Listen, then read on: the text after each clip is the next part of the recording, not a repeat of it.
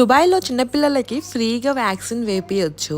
Government vaccines. ఇప్పుడు మా పాపకి 12th మంత్ వ్యాక్సిన్ ఏపిద్దాం అనేసి మేమైతే సేహా హాస్పిటల్‌కి అయితే వచ్చాము. అసలు ఎలా ఏపియాలో ఈ వీడియో లాస్ట్ లో చూడండి. మీకు చెప్తాను, డీటెయిల్ టు డీటెయిల్ ఎక్స్ప్లెయిన్ చేస్తాను. మనమైతే ఇండియాలో వ్యాక్సిన్ వేయించినట్లయితే మాత్రం మన ఇండియా ఫైల్ అయితే ఉండాలి.